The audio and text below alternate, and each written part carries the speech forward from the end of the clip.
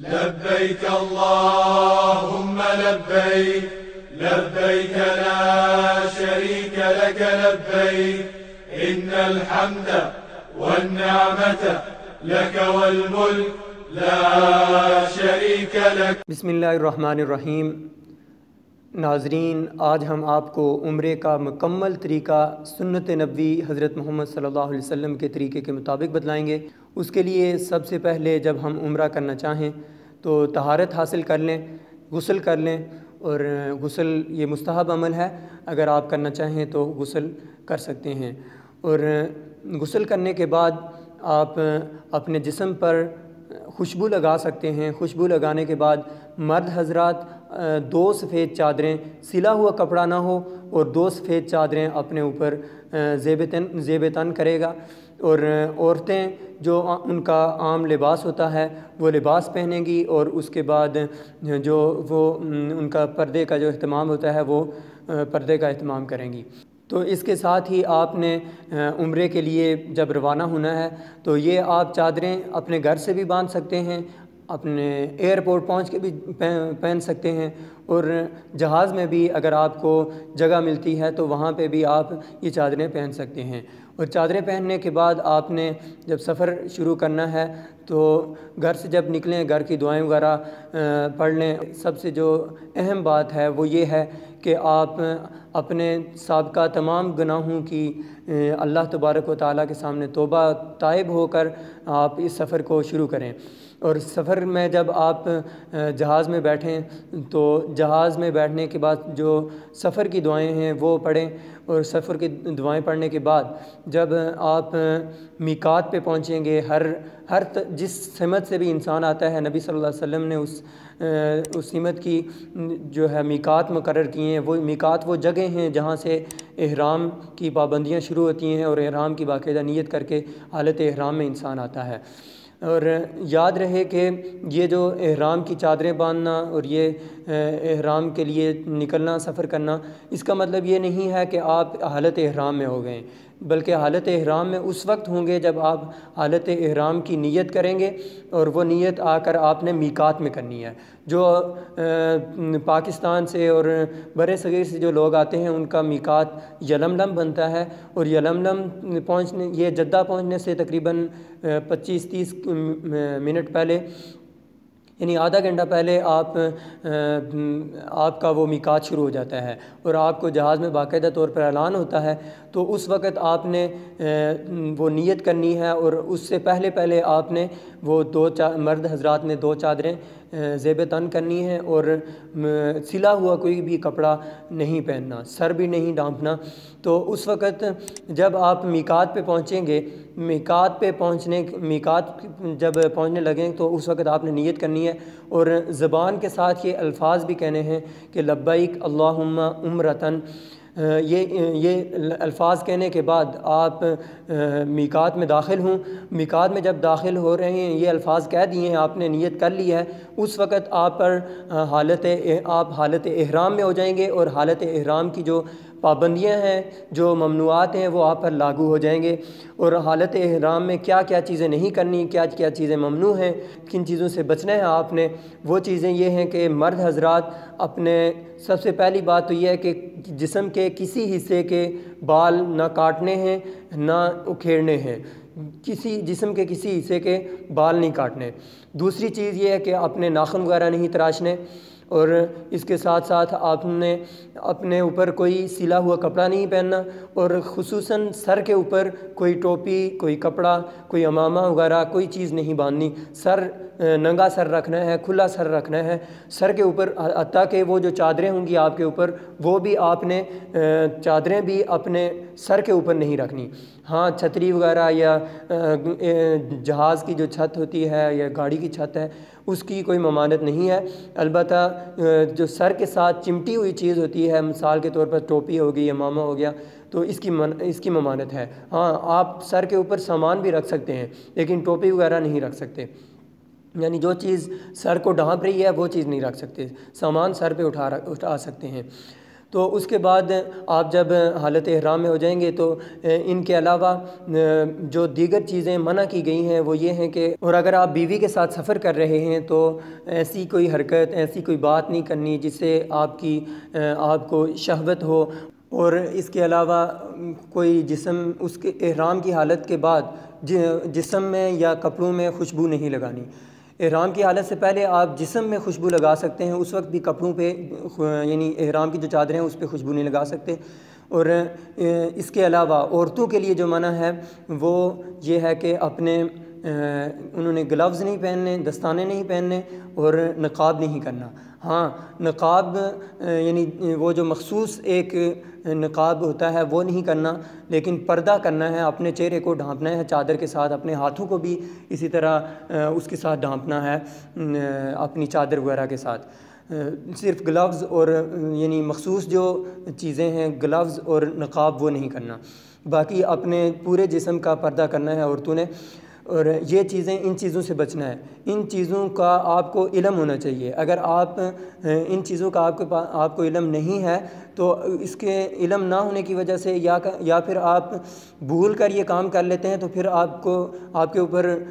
کوئی فدیہ وغیرہ نہیں ہے۔ لیکن اگر آپ کو ان چیزوں کا علم ہے، اور ہر بندے کو ان چیزوں کا علم ہونا چاہیے، اور اگر آپ کو ان چیزوں کا علم ہے اور آپ جان بوجھ کر ایسے کام کر رہے ہیں، بال اکھیڑ رہے ہیں، ناخن کاٹ رہے ہیں، یا پھر اس طرح کی دیگر جو محظورات بیان ہوئی ہیں یہ کر رہے ہیں، تو اس وقت آپ کے اوپر فدیہ پڑے گا۔ فدیے کے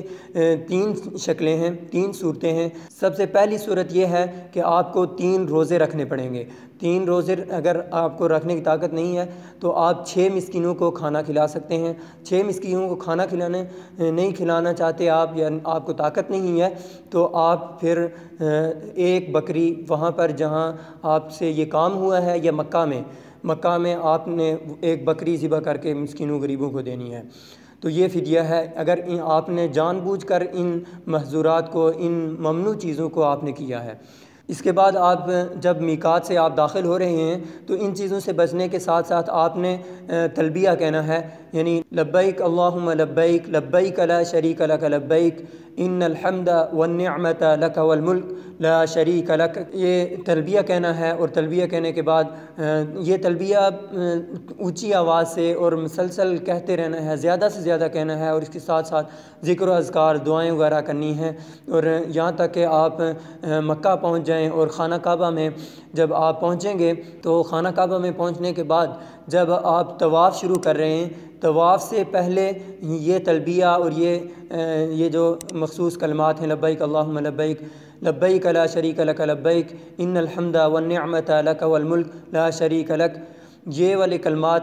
طواف سے پہلے یہ کہنا بند کر دینے ہیں، اور اس کے بعد آپ نے طواف شروع کرنا ہے۔ اور طواف شروع کرنے کے لیے سب سے پہلے آپ نے یہ دیکھنا ہے کہ آپ کی بائیں جانب خانہ کعبہ ہونا چاہیے، اور بائیں جانب خانہ کعبہ ہونے کے بعد آپ نے حجر اسود کے سامنے جانا ہے۔ بعض حضرات ہوتے ہیں وہ مطاف میں پہنچنے کے ساتھ ساتھ ہی وہ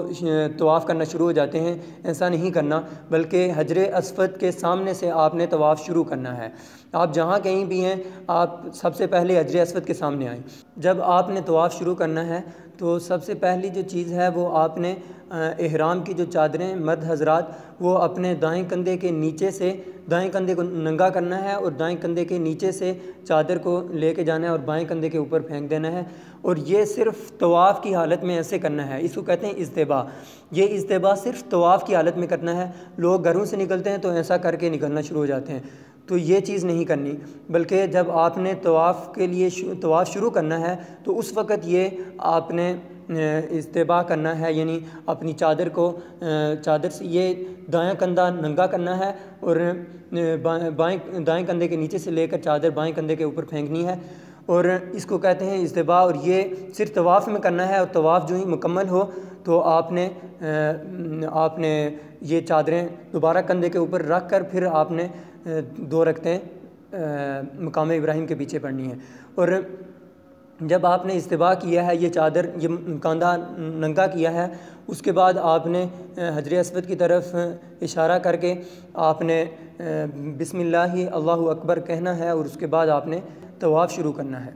حجر اسود کے سامنے اگر وہاں پہ رش نہیں ہے، آج کل عموماً وہاں پہ رش ہوتا ہے، تو رش کی حالت میں جہاں پہ لوگ زیادہ ہوں وہاں پر آپ نے لوگوں کو تکلیف نہیں پہنچانی، لوگوں کو ایذا نہیں پہنچانی، بلکہ آپ اس کو آسانی کے ساتھ، اگر اس کا بوسہ نہیں دے سکتے تو اس کا بوسہ نہ دیں، اگر آسانی کے ساتھ اس کو چھو سکتے ہیں تو چھوئیں، اگر چھو نہیں سکتے تو آپ دور سے ہی اس کی طرف دائیں ہاتھ کے ساتھ اشارہ کرنا ہے، اور یہاں پر لوگ دونوں ہاتھوں کے ساتھ اشارہ کر رہے ہوتے ہیں، تو ایک ہاتھ کے ساتھ اشارہ کرنا ہے۔ اگر تو آپ نے اس کو ہاتھ سے چھوا ہے یا منہ سے آپ نے بوسہ دیا تو پھر ٹھیک ہے، اگر ہاتھ سے چھوا ہے تو ہاتھ کو بوسہ دے سکتے ہیں، اگر اسی طرح کوئی چھڑی ہے، کوئی چیز ہے، کوئی رومال وغیرہ ہے، اس سے آپ نے اس کو چھوا ہے حجر اسود کو، تو آپ اس چیز کا، ہاتھ وغیرہ کا یا چھڑی وغیرہ کا بوسہ لے سکتے ہیں۔ ورنہ اگر آپ دور ہیں، دور سے آپ نے صرف دائیں ہاتھ کے ساتھ اس کی طرف اشارہ کرنا ہے، اشارہ کرنے کے بعد آپ نے وہ ہاتھ چومنا نہیں ہے، چومنا صرف اس وقت ہے جب آپ نے حجر اسود کو اپنے ہاتھ سے چھوا ہو، اگر چھوا نہیں ہے، صرف اشارہ کر رہے ہیں تو اس وقت آپ نے اس کو اپنے ہاتھ کو چومنا نہیں ہے، اور یہ یاد رکھنی ہے کہ اپنے دائیں ہاتھ کے ساتھ اس کی طرف اشارہ کرنا ہے، دونوں ہاتھوں کے ساتھ اشارہ نہیں کرنا۔ اس کے بعد آپ نے طواف کرنا شروع کر دینا ہے، اور طواف شروع کرتے ہوئے پہلے جو آپ کے 3 چکر ہیں ان میں آپ نے پہلوانوں کی طرح چلنا ہے، کندھے اچک اچک کر چلنا ہے، اور 3 چکر اس کو کہتے ہیں رمل، 3 چکر اس طرح لگانے ہیں۔ اور یہاں پر ایک چیز ذہن میں رکھنی چاہیے کہ خانہ کعبہ کے گرد ایک سائڈ پہ جب آپ شروع کریں گے تو سامنے آپ کو مقام ابراہیم نظر آئے گا، مقام ابراہیم کے ساتھ ہی پیچھے کر کے سائڈ پہ خانہ کعبہ کے ساتھ دیوار ہے، وہ دیوار اس کو کہتے ہیں حتیم۔ حتیم کے اندر سے آپ نے چکر نہیں لگانا، کیوں؟ اس لیے کہ حتیم خانہ کعبہ کا حصہ ہے، جس طرح خانہ کعبہ ایک شکل میں بنا دیا گیا ہے، اور اس کے جو حتیم کا حصہ ہے وہ بھی خانہ کعبہ کا اندرونی حصہ ہے، تو اس لیے خانہ کعبہ کے اندر سے آپ نے چکر نہیں لگانا، اندر سے لگائیں گے تو آپ کا طواف نہیں، آپ کا وہ چکر مکمل نہیں ہوگا، تو اس لیے خانہ کعبہ کی وہ جو حتیم ہے اس کے باہر سے آپ نے چکر لگانا ہے۔ اور جب آپ جو حجر اسود کا جو کونا ہے اس سے پچھلے والے کونے میں پہنچیں گے، اس کو کہتے ہیں رکن یمانی۔ رکن یمانی پہ جب آپ پہنچیں گے تو وہاں پر اگر اس کو آپ چھو سکتے ہیں، استلام کر سکتے ہیں تو اس کو استلام کریں، اور اس کے بعد آپ اللہ اکبر کہیں اور وہاں سے حجر اسود کے کونے کی طرف آئیں، اور یہ جو 2 کونے ہیں ان دونوں کے درمیان میں آپ نے ایک دعا مخصوص نبی صلی اللہ علیہ وسلم نے کی ہوئی ہے، نبی صلی اللہ علیہ وسلم پڑھتے تھے وہ دعا یہ ہے کہ ربنا آتنا فی الدنیا حسنہ وفی الآخرۃ حسنہ وقنا عذاب النار، یہ دعا آپ نے پڑھنی ہے، اور اس دعا کو ان دونوں کونوں کے درمیان میں پڑھنا ہے، اور اس کے علاوہ کسی بھی چکر میں مخصوص یعنی دعائیں کر لینا کہ اس چکر میں نے یہ دعائیں کرنی ہیں، اس چکر میں یہ دعا کرنی ہے تو پھر ثواب ہوگا، ایسا نہیں ہے، بلکہ آپ سارے چکروں میں ان دونوں کونوں کے علاوہ باقی کہیں بھی پورے چکروں میں آپ نے جتنی آپ کو دعائیں آتی ہیں اپنی زبان میں، جتنی آپ کی حاجات ہیں وہ اپنے رب کے سامنے رکھیں، اور اپنی دعائیں کریں اللہ تبارک و تعالیٰ سے جتنی زیادہ آپ کر سکتے ہیں، ذکر و اذکار کریں۔ تو اس کے بعد آپ جب حجر اسود پہ پہنچیں تو دوبارہ اگر آپ اس کو بوسہ دے سکتے ہیں، نہیں تو آپ اس کو ہاتھ کے ساتھ چھو بھی نہیں سکتے تو پھر آپ دائیں ہاتھ کے ساتھ اشارہ کریں اور دوبارہ اللہ اکبر کہنا ہے۔ پہلی دفعہ بسم اللہ اللہ اکبر کہنا ہے جب حجر اسود کی طرف اشارہ کریں گے یا اس کو بوسہ دیں گے، اگر اور باقی جو چکر ہیں، باقی جو 6 چکر ہیں ان میں آپ نے حجر اسود کی طرف اشارہ کرنا ہے، اشارہ کرنے کے بعد آپ نے صرف اللہ اکبر کہنا ہے، اور اس کے بعد آپ نے 3 چکر اس طرح رمل کرنا ہے، یعنی پہلوانوں کی طرح چلنا ہے، اور باقی آخر کے جو 4 چکر ہیں وہ عموماً جس طرح عام انسان چلتا ہے ویسے ہی چلنے ہیں۔ اور یہاں پر اگر آپ کو یعنی آپ کو پتہ نہ چلے کہ میرے چکر کتنے ہوئے ہیں، 3 ہوئے ہیں، 4 ہوئے ہیں، تو اس وقت آپ نے اس پہ یقین جو کم ہوں گے ان پہ یقین رکھنا، یعنی جس کے اوپر آپ کو یقین ہو، یعنی آپ کو 3 اور 4 میں شک ہے کہ میرا 3 ہوئے ہیں یا 4 ہوئے ہیں، تو آپ نے 3 کا انتخاب کرنا ہے اور باقی آپ نے چکر مکمل کرنے ہیں 3 کو بنیاد بنا کر۔ تو یعنی آپ کو دو چیزوں میں شک ہو رہا ہے تو اس میں سے جس کے اوپر آپ کو یقین ہے، جو کم ہے، اس کے اوپر آپ بھروسہ کریں اور اس کے اوپر بنیاد بنا کے اس کو باقی چکر مکمل کریں۔ جب آپ 7 چکر مکمل کریں، حجر اسود پہ پہنچیں، تو وہاں پر آپ نے آ کر اشارہ نہیں کرنا اور نہ ہی اللہ اکبر کہنا ہے۔ آپ کے 7 چکر مکمل ہو گئے ہیں اور یوں آپ کا ایک رکن مکمل ہو گیا ہے، اور آپ اس کے بعد آپ نے مقام ابراہیم کے پیچھے، یا اگر آپ کو جگہ ملتی ہے تو مقام ابراہیم کے پیچھے آپ نے 2 رکعت نماز ادا کرنی ہے۔ اگر آپ کو اس کے پیچھے نماز پڑھنے کی جگہ نہیں ملتی تو آپ مسجد میں کہیں بھی 2 رکعتیں ادا کر سکتے ہیں۔ تو 2 رکعتیں ادا کرنے کے بعد دعائیں وغیرہ مانگیں۔ اس کے بعد اگر ممکن ہو، اگر آپ کو وہاں پر حجر اسود پہ رش نہیں ہے تو آپ وہاں پہ جائیں اور اس کو چھوئیں، استلام کریں۔ استلام کا مطلب اس کو چھونا ہے، نہ کہ اشارہ کرنا یا بوسہ دینا۔ یہاں پہ لفظ استلام کا ذکر ہوا ہے تو صرف استلام کرنا ہے، اس کو چھونا ہے، اس کو بوسہ بھی نہیں دینا۔ اور اس وقت یعنی آپ نے جب 2 رکعتیں طواف کے بعد 2 رکعتیں پڑھی ہیں تو یہاں پہ آپ نے بوسہ بھی نہیں دینا اور ہاتھ سے اشارہ بھی نہیں کرنا۔ آپ اگر اس کو چھو سکتے ہیں تو چھوئیں، نہیں تو آپ پانی آب زمزم پئیں اور اس کے بعد صفا کی طرف چلے جائیں۔ اور صفا کی طرف جب آپ جائیں گے تو وہاں پر جاتے ہوئے آپ نے یہ آیت پڑھنی ہے، ان الصفا والمروۃ من شعائر اللہ۔ اور صفا کے اوپر پہاڑی پہ اگر آپ جا سکتے ہیں، رش نہیں ہے، تو وہاں پر جا کر آپ خانہ کعبہ کی طرف رخ کریں اور تکبیرات کہیں۔ تکبیر کہنے کے بعد یہ دعا پڑھیں، لا الہ الا اللہ وحدہ لا شریک لہ لہ الملک ولہ الحمد وہو علی کل شیء قدیر، لا الہ الا اللہ وحدہ انجز وعدہ ونصر عبدہ وہزم الاحزاب وحدہ۔ یہ دعا پڑھیں اور یہ ذکر کریں، اور اس کے بعد آپ اللہ سے ہاتھ اٹھا کر دعائیں مانگیں۔ دعا مانگنے کے بعد پھر یہی دعا پڑھیں اور پھر دعا مانگیں اور پھر یہ ذکر کریں۔ یعنی 3 دفعہ یہ جو دعا میں نے پڑھی ہے، یہ دعا، یہ ذکر 3 دفعہ کرنا ہے، اور ان 3 دفعہ کے درمیان میں جو 2 وقفے ہوتے ہیں، ان 2 وقفوں میں آپ نے دعا کرنی ہے۔ یعنی دعا آپ نے 2 مرتبہ کرنی ہے، اور یہ ذکر اذکار جو ہیں، یہ لا الہ الا اللہ وحدہ علیہ، یہ آپ نے 3 مرتبہ کہنے ہیں۔ جب آپ یہ 3 مرتبہ مکمل کریں، اس کے بعد آپ نے مروہ کی طرف نکل جانا ہے۔ مروہ کی طرف جاتے ہوئے راستے میں آپ کو 2 سبز کلر کے نشان نظر آئیں گے۔ 2 سبز کلر کے نشان، ان نشانوں پر ان کے جو درمیانی جو فاصلہ ہے، وہاں پر آپ نے تیز بھاگنا ہے، وہاں پر آپ نے تیز بھاگنا ہے۔ اور اس کے علاوہ باقی جو چکر ہے وہ آپ نے نارمل چلنا ہے، جس طرح عام چلتے ہیں۔ تو اس طرح آپ نے مروہ پہ پہنچنا ہے۔ مروہ پہ جب آپ پہنچیں گے تو وہاں پر آپ کا 1 چکر مکمل ہو جائے گا، اور وہاں پر بھی آپ نے وہی دعا، وہی ذکر کرنا ہے جو صفا میں کیا تھا۔ صفا میں مروہ میں جا کر آپ نے وہی کرنا ہے جو صفا میں کیا تھا، وہی دعائیں کرنی ہیں قبلے کی طرف منہ کر کے۔ اس کے بعد پھر آپ نے صفا کی طرف آنا ہے۔ صفا کی طرف آتے ہوئے درمیان میں جو سبز نشان ہوں گے، جس طرح مروہ کی طرف جاتے ہوئے نشان تھے، وہاں پر پھر آپ نے تیز چلنا ہے، تیز بھاگنا ہے، تو واپس صفا پر آنا ہے۔ صفا پر اسی طرح آپ نے 7 چکر مکمل کرنے ہیں، اور یعنی صفا سے مروہ تک 1، مروہ سے صفا تک 2، پھر صفا سے مروہ تک 3، اس طرح کر کے آپ نے 7 چکر مکمل کرنے، اور آپ کا 7واں چکر جا کے مروہ پہ مکمل ہوگا۔ اور جب 7واں چکر مکمل ہو، اس کے بعد آپ نے یہ ذکر اذکار، یعنی لا الہ الا اللہ وحدہ لا شریک لہ، یہ والا ذکر اور دعائیں نہیں کرنی، بلکہ آپ نے جب صفا پہ مروہ پہ آپ نے اپنا چکر مکمل کیا ہے تو وہاں سے نکل جانا ہے، وہاں سے باہر آ جانا ہے۔ وہاں پر عام طور پر دیکھا گیا ہے کہ 2 رکعتیں لوگ پڑھ رہے ہوتے ہیں، 2 رکعتیں صرف طواف کے بعد ہیں، صفا مروہ کی سعی کے بعد نہیں ہیں۔ تو آپ نے یعنی اپنا 7 چکر مکمل کر لیے ہیں سعی کے، تو اس کے بعد آپ نے وہاں پر آپ دیکھیں گے کہ لوگ کینچیاں اٹھا کے پھر رہے ہوتے ہیں، اور وہ کہتے ہیں کہ ہم بال کاٹتے ہیں آپ کے، اور وہ تھوڑا سا یعنی بال کاٹ لیتے ہیں اور وہ آپ کو کہتے ہیں کہ آپ حالت احرام سے باہر ہو گئے ہیں، آپ کا عمرہ مکمل ہو گیا۔ ایسا نہیں ہے، بلکہ یہاں پر جو مرد حضرات ہیں ان کے لیے افضل ترین عمل یہ ہے کہ وہ سر منڈوائیں، پورا سر منڈوائیں، اور اگر سر نہیں منڈوانا چاہتے تو ان کے لیے نبی صلی اللہ علیہ وسلم نے